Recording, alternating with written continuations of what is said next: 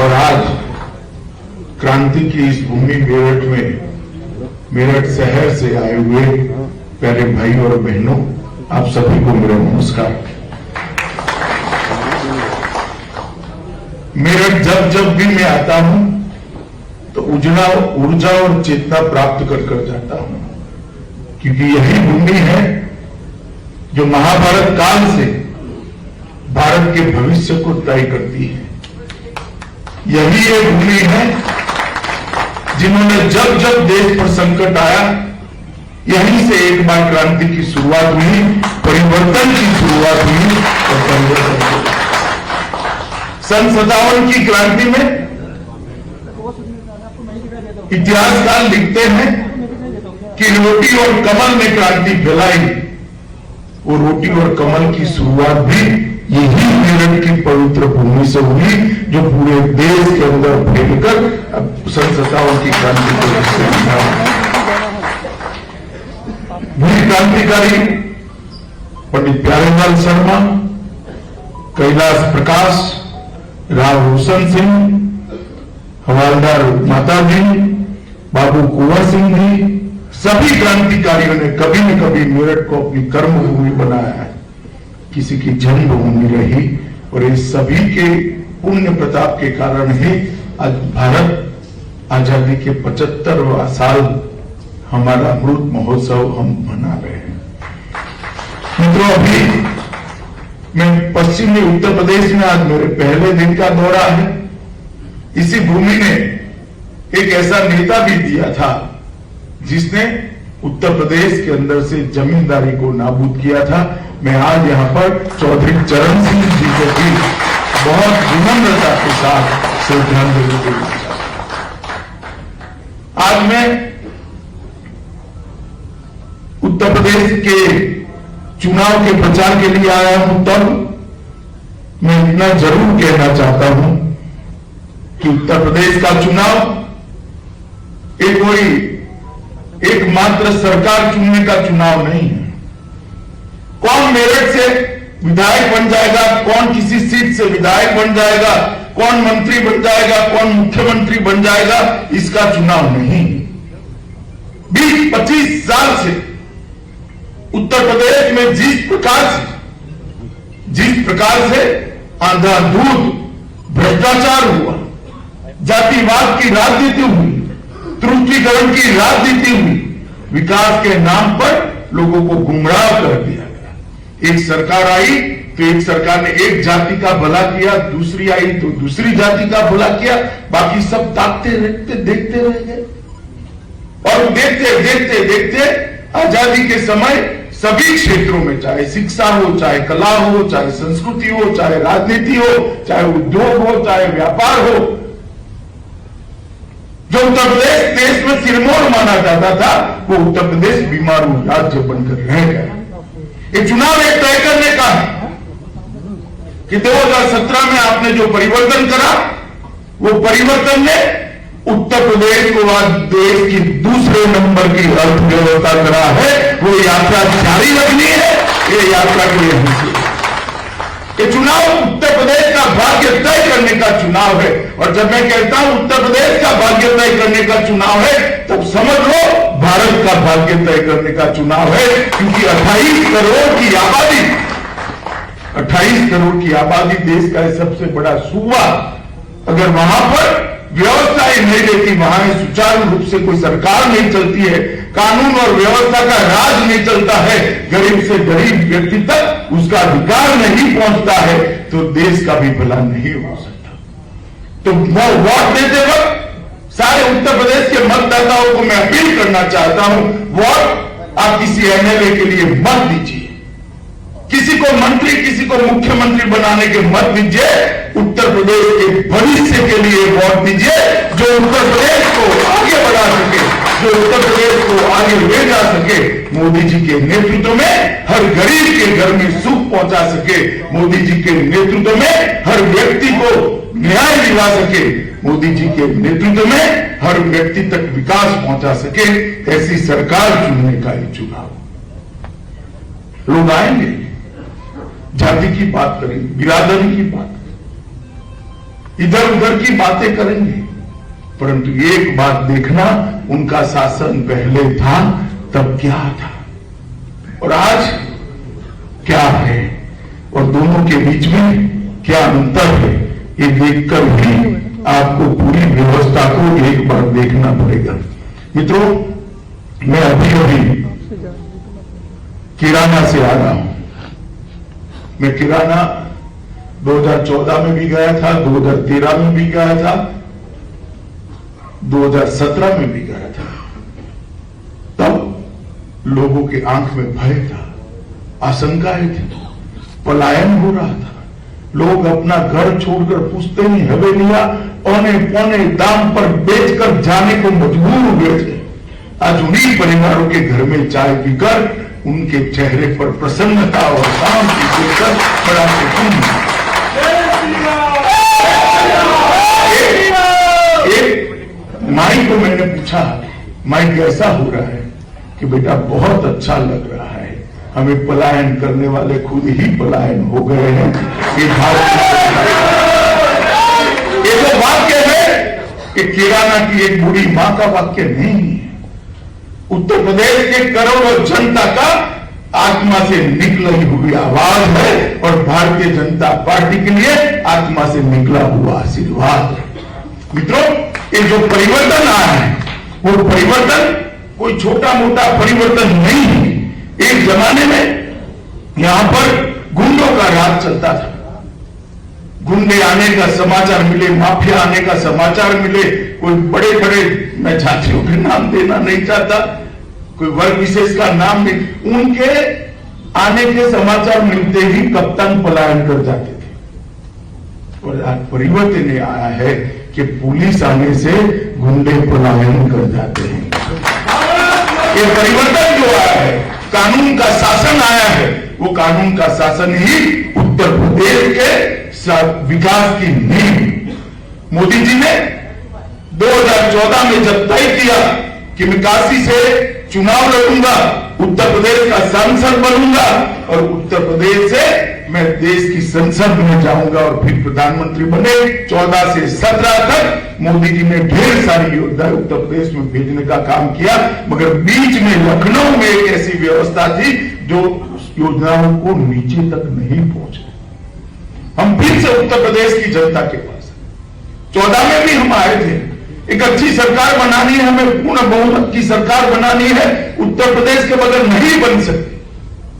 उत्तर प्रदेश की जनता ने भोले शंकर की तरह आशीर्वाद देकर 74 सीटें देकर भारतीय जनता पार्टी की पूर्ण बहुमत हम 17 में आए और 17 में आकर उत्तर प्रदेश की जनता को कहा कि हम सबसे बड़े सूबे का विकास करना चाहते हैं, हमें आप आशीर्वाद दीजिए। और मित्रों, आप सभी ने आशीर्वाद दिया और 300 से ज्यादा विधायक के साथ भारतीय जनता पार्टी की सरकार बनी और परिवर्तन का सिलसिला चालू।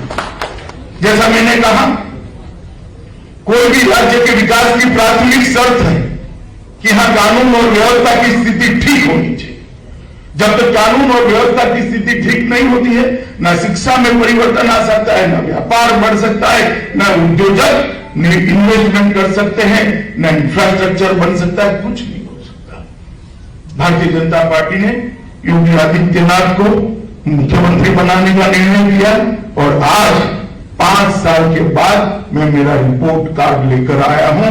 बहन मायावती और भतीजे अखिलेश को मेरा सार्वजनिक चैलेंज है, अब आंकड़े लेकर उत्तर प्रदेश की जनता के सामने जाइए। सपा बसपा सपा बसपा बसपा सपा 15 साल के शासन के आंकड़े क्या थे और आज क्या है? 2016 की अपेक्षा 2020 में डकैती में 70% की कटौती हुई है, लूट में 69% की कटौती हुई है, हत्या में 32% की कटौती हुई है, राइट्स में 86% की कटौती हुई है, अपहरण में फिरौती में 35% की कटौती हुई है। दहेज से बहनों के मृत्यु के अंदर 22% की कटौती हुई है और बलात्कार के मामलों में 52% कटौती हुई है। अखिलेश बाबू, बोलने को तो आप कुछ भी बोल रहे, तो आपका स्वभाव, परंतु मैंने आज आंकड़े उत्तर प्रदेश की जनता के सामने रखे हैं, पश्चिम उत्तर प्रदेश की जनता के सामने रखे हैं, एक क्रांति की भूमि मेरठ पर से रखे हैं। इसका जवाब आपको देना चाहिए। क्या आपका शासन था तब? कानून और व्यवस्था की परिस्थिति क्या थी? मित्रों, लगभग 1866 करोड़ की सरकारी संपत्तियां माफियाओं से खाली कराकर आज उत्तर प्रदेश की चीजों को समृद्ध कर 1866। मैं पूछूंगा खेली से आपको, बहन जी, मैं आपको पूछ सकता हूं किसके आशीर्वाद से ये 2000 करोड़ की संपत्ति माफिया हजम कर बैठे थे? लगभग 45,000 अभियुक्त हमारी सरकार बनने के पहले के गिरफ्तारी में हुई थी। एफआईआर दर्ज हो जाती थी, चलान भी लग जाता था, मगर कोर्ट में पेशी नहीं होती थी। वो 45,000 लोग भागने की जगह थाने में अपनी सलामती ढूंढे। इस प्रकार का वातावरण उत्तर प्रदेश में भारतीय जनता पार्टी की योगी सरकार ने करा है और मैं मानता हूं कि कानून और व्यवस्था में हमने ढेर सारा परिवर्तन किया है। 214 नए थानों की स्थापना की है। महिलाओं के लिए अलग पुलिस स्टेशन बना गए हैं, रोमियो स्क्वाड बनाई गई है और जनपद में साइबर सेल, साइबर पुलिस थाने और लगभग 1,43,000 नई पुलिस की भर्ती हुई है। ये कोई एक जाति की नहीं है, जिसमें मेरिट था वो सभी को उसका। परिवर्तन कानून और व्यवस्था का जो आया, इसके कारण ढेर सारी उत्तर प्रदेश की समस्याओं का समाधान हुआ है। और 2017 में यहां पर हमारी सरकार बनी। सरकार बनने के साथ एक परिवर्तन हुआ। केंद्र में तो मोदी जी की सरकार थी, यहां पर भी भारतीय जनता पार्टी की सरकार बनी, योगी जी मुख्यमंत्री बने, एक डबल इंजन की सरकार बनी और इसका एक परिवर्तन देखिए साहब, डबल इंजन की सरकार किस प्रकार से परिवर्तन कर सकती है। उत्तर प्रदेश के पूरे क्षेत्र के अंदर 1,67,00,000 माताओं को जीवन में पहली बार फ्री ऑफ कैश गैस का सिलेंडर और चूल्हा देने का काम नरेंद्र मोदी जी ने किया और वो घर घर हर गरीब आज कंडे और टहनियां जलाकर एक गरीब मां धुएं से घर भर देकर अपनी आंख की ज्योति और फेफड़े को खराब कर खाना पकाने के लिए मजबूर नहीं है। मोदी जी ने हर मां के घर में गैस का सिलेंडर पहुंचाया। लगभग 2,61,00,000 घर ऐसे थे जिसमें शौचालय नहीं। मित्रों, मेरठ में आपको कल्पना नहीं आएगी, मगर जिसमें घर में शौचालय नहीं होता है उस घर की महिलाओं की क्या स्थिति होती है, वो जिसने गांव देखा है उसी को मालूम है। 2,61,00,000 घरों के अंदर शौचालय बनाने का काम ये 5 साल के अंदर समाप्त कर दिया। मातृ योजना में 40 लाख से ज्यादा माताओं को फायदा मिला है और 1,41,00,000 घर ऐसे थे जिनको आजादी के 70 साल के बाद भी घर में लाइट का कनेक्शन नहीं मिला था। ये लगभग 1.5 करोड़ लोगों को घर में बिजली पहुंचाने का काम नरेंद्र मोदी जी और योगी आदित्यनाथ ने करा और निःशुल्क विद्युत पहुंचाने का, उसके घर में उजियारा पहुंचा है। आजादी के 70 साल के बाद उजियारा पहुंचा है। उजाला योजना में लगभग 2,60,00,000 बल्ब बांटे गए। प्रधानमंत्री गरीब अन्न कल्याण योजना में 15 करोड़ लोगों को 2 साल तक कोरोना काल में मुफ्त राशन देने का काम भारतीय जनता पार्टी के प्रधानमंत्री श्री नरेंद्र मोदी को। लगभग 42 लाख लोग ऐसे थे जिनके पास घर ही नहीं था, उनको घर देने का काम हुआ। पीएम सम्मान निधि लगभग 2,45,00,000 लोगों को हर साल 6 महीना सीधा डीबीटी से इसके बैंक अकाउंट में देने का काम होता है। इस प्रकार के ढेर सारे गरीब कल्याण की योजनाओं को नीचे पहुंचाने। पहले एक सरकार आती थी तो एक जाति का विकास होता था, दूसरी सरकार आती थी दूसरी जाति का विकास होता था। कांग्रेस आती थी, किसी का विकास नहीं होता। भारतीय जनता पार्टी ने सबका साथ, सबका विकास, सबका विश्वास और अब देश के विकास के लिए सबका प्रयास, इस सूत्र को चरितार्थ करते हुए बहुत आगे बढ़ाने का काम करा है। मित्रों, पहले इसको बीमारू प्रदेश माना जाता था।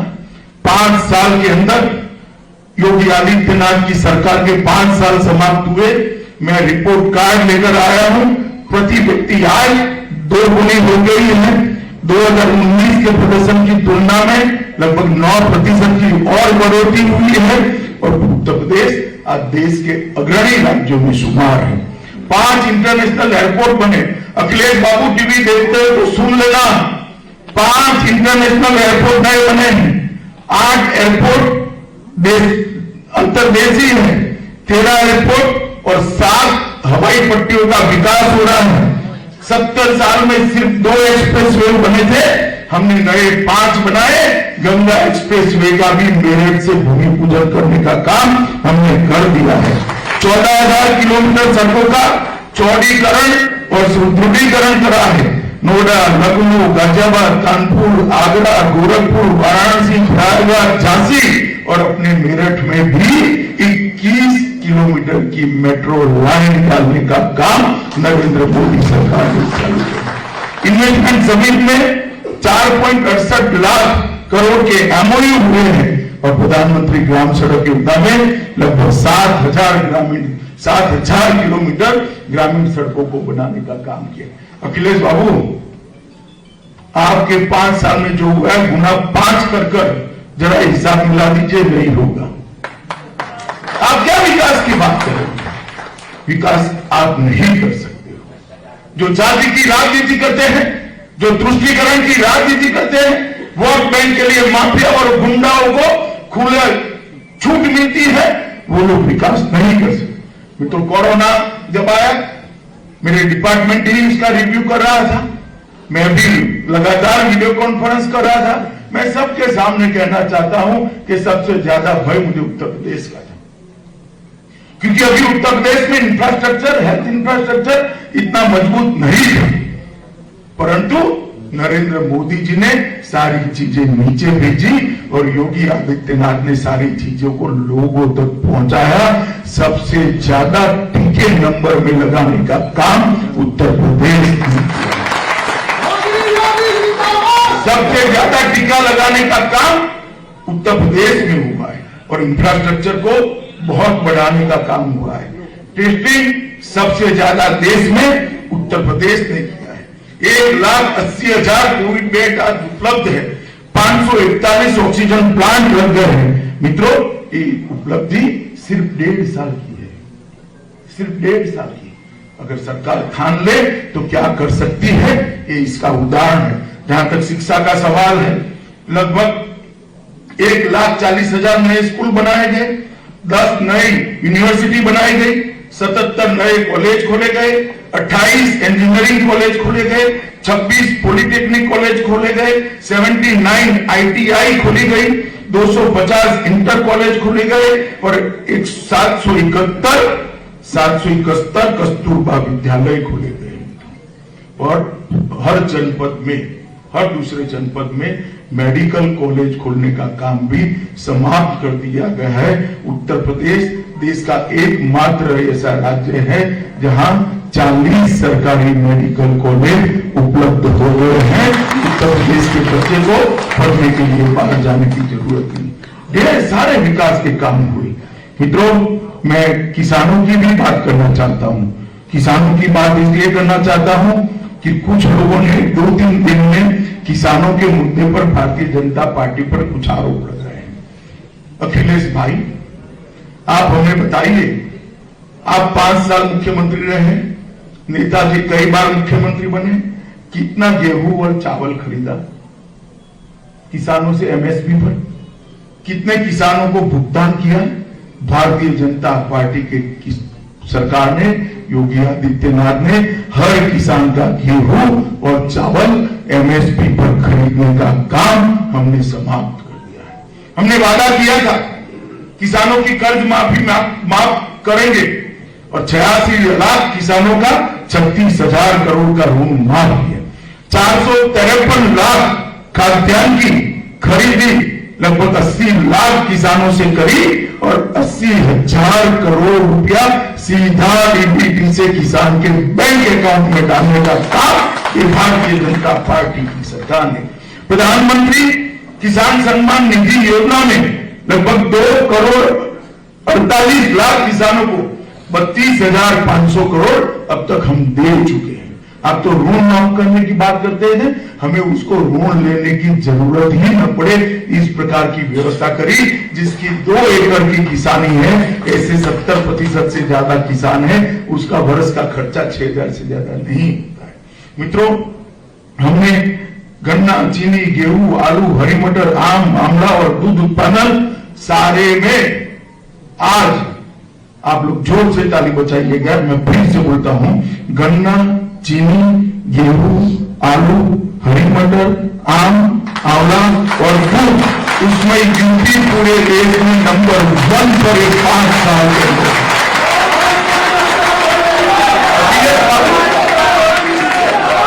अखिलेश बाबू, आप हमें किसानों की बात समझाते हैं, कितनी चीजों में आप नंबर 1 थे। आप तो नहीं बोलोगे, मैं बता देता हूं उत्तर प्रदेश की जनता को, मैंने जो कहा गन्ना, चीनी, गेहूं, आलू, हरी मटर, आम, आंवला, दूध, उसमें यूपी नंबर 1 है। अखिलेश बाबू के समय में किसी ने 3 नंबर तक भी नहीं पहुंचे थे, आज सबने नंबर 1 पहुंचे। अखिलेश बाबू, परिवर्तन इसको कहते।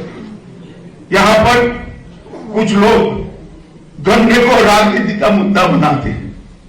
मैं उनको भी कहना चाहता हूं, भारतीय जनता पार्टी की सरकार के पहले सपा बसपा सपा की जो सरकारें चली, 42 में से 21 गन्ना मिलें बंद हो गई थी। सीबीआई के 12 मुकदमे दर्ज हुए हैं। जरा ये सपा और बसपा, बुआ और भतीजा दोनों जवाब दे, 21 मिले किसके समय में बंद हुई? आप लोगों के समय में बंद हुई है, हमारे समय में एक भी चीनी मिल बंद नहीं होने दी हमने। और आप बात करते हैं गन्ना किसान की। गन्ना किसान बेचारा बेबस और लाचार होता था, 2-2 साल तक इसका भुगतान नहीं होता था। भारतीय जनता पार्टी ने आने के बाद सत्ता में सबसे पहला काम किया, रॉ शुगर के इंपोर्ट पर ड्यूटी लगा दी, जिससे किसानों को चीनी का भाव ठीक रहने के कारण बाहर से चीनी नहीं आती है तो किसानों को अच्छा भाव मिल सके। हमने इथेनॉल के दाम के अंदर बढ़ोतरी कराई, जिससे चीनी मिलें ढंग से चल सके। हमने 20 चीनी मिलों का आधुनिकीकरण और विस्तार किया। सपा बसपा ने 21 चीनी मिलें बंद करी थी, हमने 20 चीनी मिलों का आधुनिकीकरण भी किया, इसका विस्तार भी किया। मित्रों, गन्ना किसानों के 1.48 लाख करोड़ 1.48 लाख करोड़ लगभग 1.5 लाख करोड़ बकाया भारतीय जनता पार्टी की योगी सरकार ने चुकाने का काम किया है। और चीनी का रिकॉर्ड उत्पादन 476 लाख मेट्रिक टन 2020 में हुआ है। अखिलेश बाबू, आप जरा हिसाब किताब लेकर इस ओर आइएगा, किसान सुन रहा है। पश्चिम में आने के पहले इसका हिसाब लेकर आइएगा। खान सरी की इकाइयों को लाइसेंस देने का काम भारतीय जनता पार्टी की सरकार ने। मित्रों, इस सपा बसपा की सरकार ने सिर्फ 55,000 करोड़ गन्ने का भुगतान किया था। भारतीय जनता पार्टी की सरकार ने 10 साल में, भारतीय जनता पार्टी की सरकार ने एक ही टर्म में 5 साल में 1,48,000 करोड़ का उत्पादन किया है। 2017-18 में आप जब शासन में थे तब 50 करोड़ लीटर इथेनॉल बनता था। कितना बनता था भाई, जरा जोर से बोलिएगा। आज नरेंद्र मोदी जी इथेनॉल पॉलिसी लेकर आए और आज 261.72 करोड़ लीटर इथेनॉल। क्या गुमराह करेगा गन्ना किसानों? गन्ना किसानों को सबक नहीं। अखिलेश जी, जरा हिसाब किताब लेकर आइएगा। मित्रों, सिंचाई के क्षेत्र में ढेर सारे प्रोजेक्ट शुरू किए हैं, जिससे कृषि का उत्पादन बढ़ जाए और पूरे प्रदेश के अंदर सिंचाई की व्यवस्था हो जाए। हम तो यहाँ रहते हैं, हरित प्रदेश में रहते हैं, बुंदेलखंड के मेरे किसान भाइयों बहनों को कितनी दिक्कत है सिंचाई की। भारतीय जनता पार्टी की सरकार 18 बड़ी योजनाएं लेकर आई है। जो योजनाएं चालू हो गई है 60 साल से लटकी थी। 4 का तो भूमि पूजन नेहरू जी ने किया था, ये राहुल बाबा उनकी चौथी पीढ़ी है, मगर योजना पूरी नहीं हुई थी। मोदी जी ने सब योजनाओं को चालू किया है और उसमें से 17 योजनाएं पूरी कर जनता को सौंप दी है। जो 18 थी इसमें से 17 5 ही साल में 70 साल तक आप भूमि पूजन करते रहे, इसका पत्थर लगाते रहे। आपके नाम का हमने तो पत्थर भी नहीं हटाया। लोगों को मालूम पड़े कि 62 में शुरू की योजना मोदी जी समाप्त कर रहे हैं, योगी जी समाप्त कर रहे हैं। इस 17 योजनाओं को 46 वर्षों से लंबी बाण सागर परियोजनाओं को भी हमने पूर्ण करने का काम किया। ये मेरठ के सारे प्रबुद्ध जन बैठे हैं। भाई मुझे बताइए, भारतीय जनता पार्टी की योगी आदित्यनाथ सरकार पर आप करप्शन का एक भी आरोप सुने हो क्या? जोर से बोला सुने। पहले एक भी सरकार ऐसी थी 90 के दशक के पहले की बाद की कि जिस पर करप्शन के आरोप नहीं लगते थे। पूरा करप्शन को सचिवालय से में समाप्त कर दिया। अब करीब करप्शन को थाने में से निकालना है, करप्शन को एसडीएम तक परकोलेट करना है, करप्शन विहीन प्रशासन को। इसके लिए एक और 5 साल आपका आशीर्वाद चाहिए मित्रों। भ्रष्टाचार विहीन सरकार बनाना ये भारतीय जनता पार्टी का लक्ष्य है, मोदी जी का लक्ष्य है। मित्रों, हमने ई टेंडरिंग प्रणाली करी, ढेर सारे चयन बोर्डों में भ्रष्टाचार था, उसको भी ठीक किया और प्रदेश में निजी निवेश से लगभग 1,61,00,000 रोजगारी के अवसर उत्पन्न करने का काम 5 साल के अंदर भारतीय जनता पार्टी की सरकार ने किया है। मित्रों, जो लोग ये कह रहे हैं कि हम परिवर्तन लाएंगे, भाई जनता ऐसा परिवर्तन नहीं चाहती कि फिर से बुआ भतीजे का राज आ जाए। जनता ऐसा परिवर्तन आ चाहती है जिससे माफिया भाग जाए, पलायन करने वाला पलायन कर जाए, देश में उत्तर प्रदेश में खुशहाली हो, किसान खुश हो, इंफ्रास्ट्रक्चर अच्छा हो, बच्चों के पढ़ाई लिखाई की व्यवस्था अच्छी हो। और ये परिवर्तन न सपा ला सकती है न बसपा ला सकती है। मित्रों, परिवर्तन जो मोदी जी लाए हैं इसका परिणाम क्या है मैं बोलना चाहता हूं।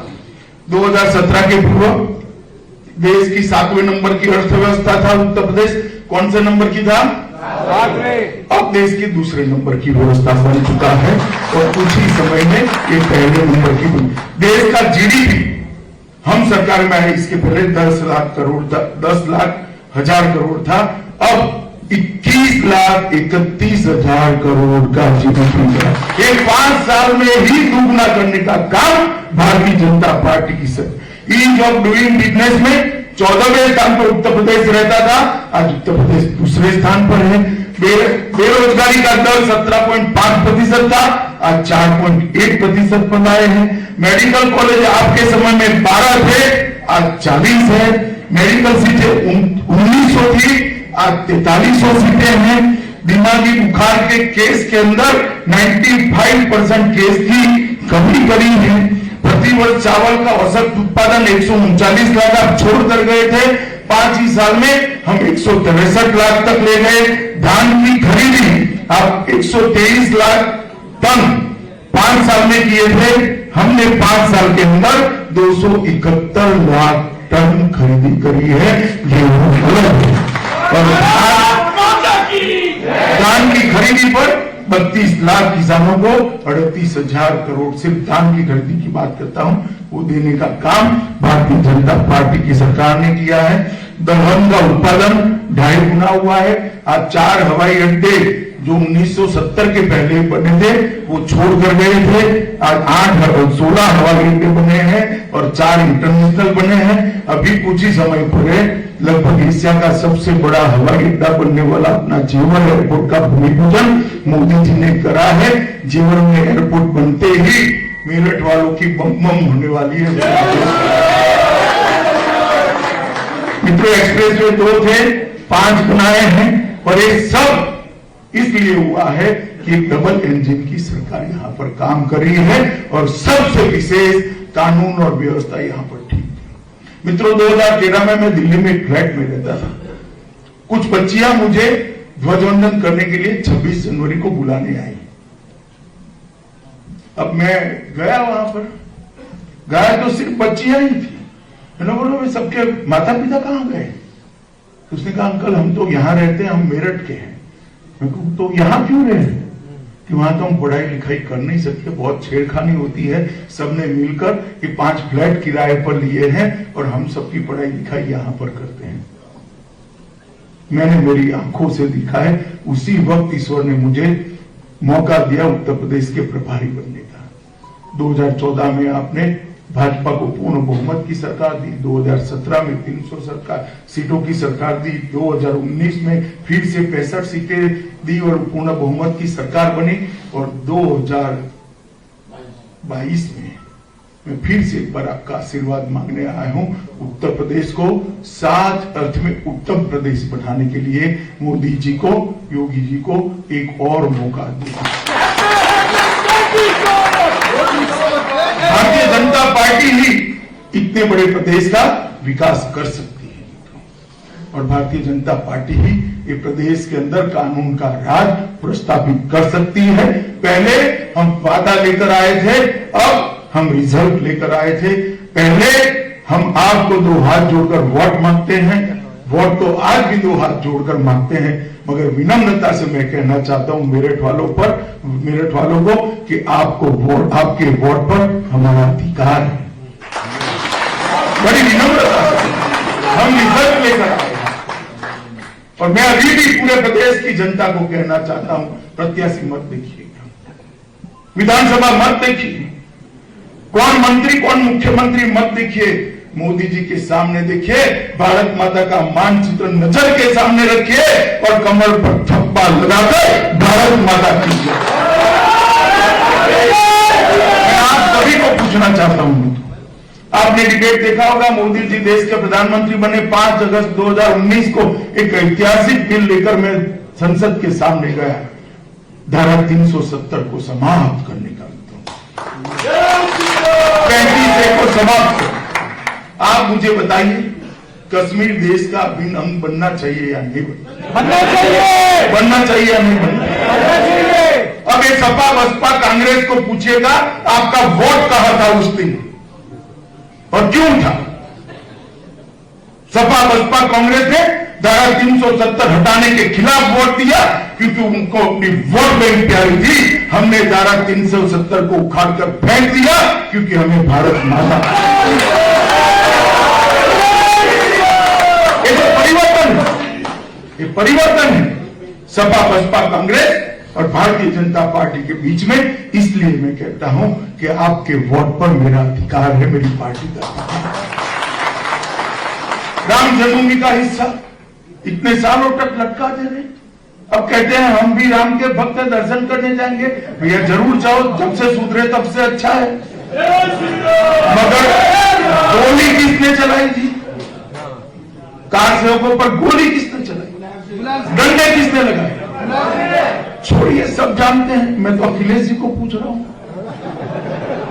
मगर अब आप रोक नहीं सकते, वहां भव्य श्री राम का मंदिर, गगनचुंबी मंदिर बनने वाला है। काशी विश्वनाथ के कॉरिडोर का काम हो या विंध्यवासिनी के मंदिर का जीर्णोद्धार हो, हर श्रद्धा स्थान को भारतीय जनता पार्टी की सरकार ने प्रजा की अपेक्षा के अनुरूप मोदी जी ने इसको संवारने का काम किया है। चाहे केदारनाथ हो, चाहे गंगोत्री हो, चाहे यमुनोत्री हो, और अब बद्री धाम भी। मित्रों, भारतीय जनता पार्टी की सरकार गरीब कल्याण में भरोसा करती है। ये भारतीय जनता पार्टी की सरकार भ्रष्टाचार विहीन शासन में विश्वास करती है। ये भारतीय जनता पार्टी की सरकार विकास में विश्वास करती है।